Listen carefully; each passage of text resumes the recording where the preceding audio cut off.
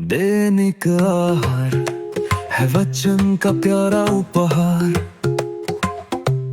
रोज का है ये आत्मा का पोषण संसार।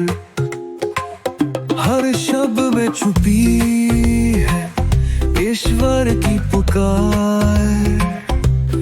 आओ सुनो समझो जीवन में लाओ प्यार।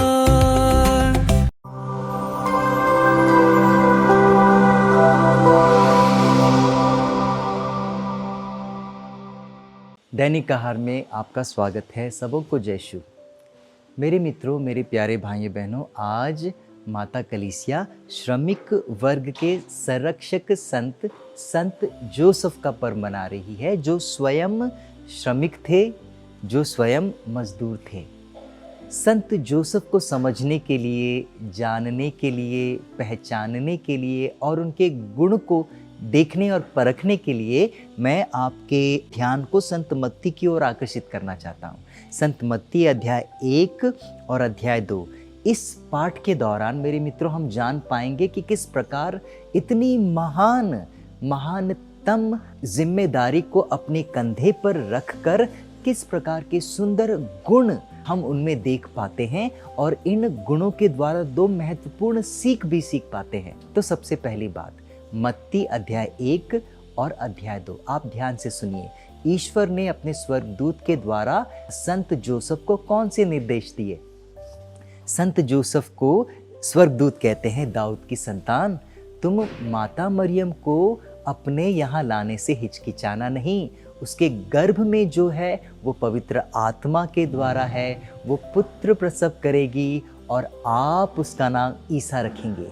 ध्यान से सुनिए मेरे मित्रों, मेरे प्यारे भाइयों बहनों, ईश्वर का वचन ये नहीं कहता कि उसका नाम ईसा होगा। ईश्वर का वचन कहता है, योसेफ दाऊद की संतान, आप उसका नाम रखेंगे। जानते हैं इसका तात्पर्य क्या है? इसका अर्थ क्या है? इसका अर्थ ये है कि ईश्वर उसे अधिकार दे रहा है।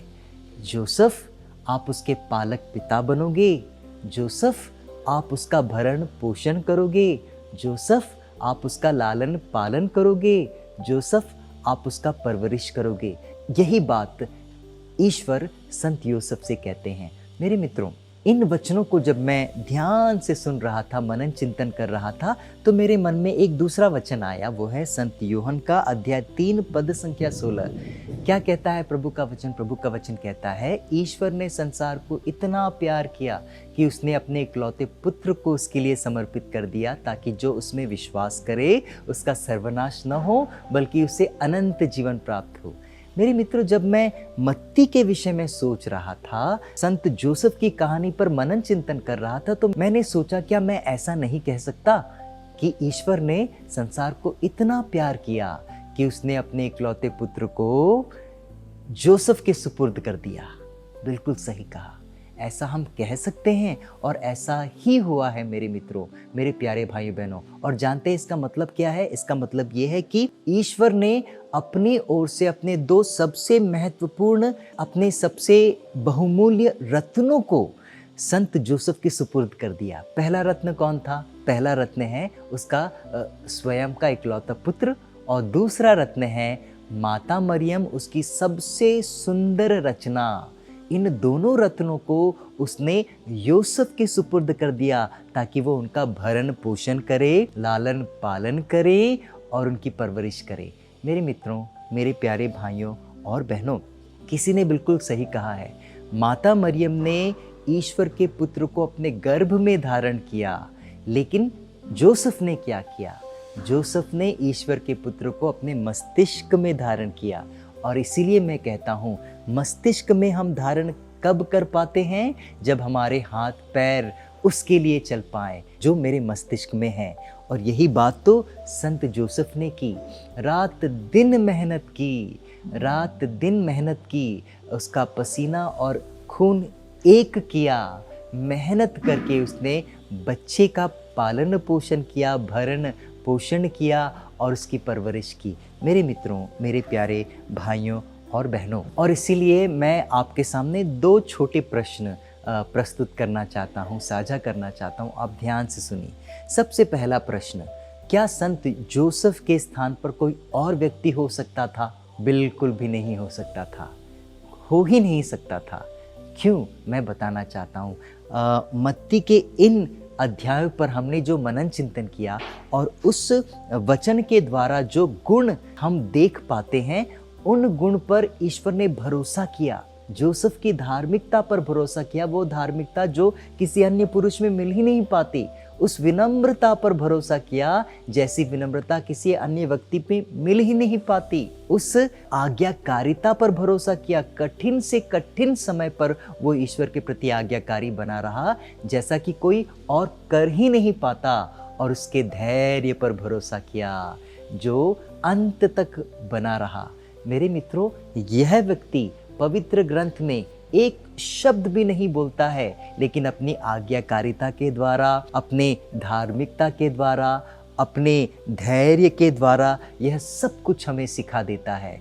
और जो दूसरा प्रश्न मैं आपके सामने रखना चाहता हूँ वो ये है कि माता कलीसिया ने संत यूसुफ को मजदूर वर्ग के संरक्षण संत क्यों घोषित किया है? उसका कारण ये है कि प्रभु यीशु के ज़माने में जो बढ़ई के काम करते थे वो मजदूर वर्ग के लोग ही थे। वो गरीब थे, उन्हें अपने बच्चों का लालन पालन परवरिश करने के लिए रात दिन एक कर देना पड़ता था, अपना खून पसीना बहाना पड़ता था, तब जाकर वो अपने परिवार का लालन पालन कर पाते थे। लेकिन भले ही संत जोसेफ का पेशा साधारण था, लेकिन उसका उद्देश्य साधारण नहीं था। उद्देश्य क्या था? वो बढ़ई किसके लिए बना, उसने बढ़ई का काम किसके लिए किया, वो महत्वपूर्ण है। उसने ईश्वर के पुत्र का भरण पोषण करने के लिए अपना खून पसीना एक किया। उसने ईश्वर के पुत्र का लालन पालन करने के लिए रात दिन एक किया।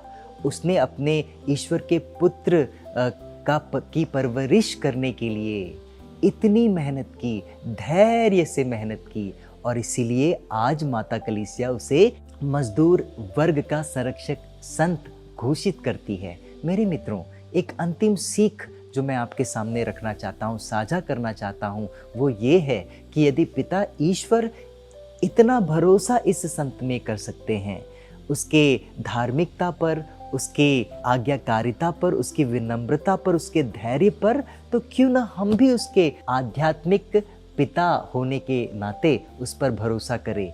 वो हमारी प्रार्थना सुनेगा। सबों को जय यीशु।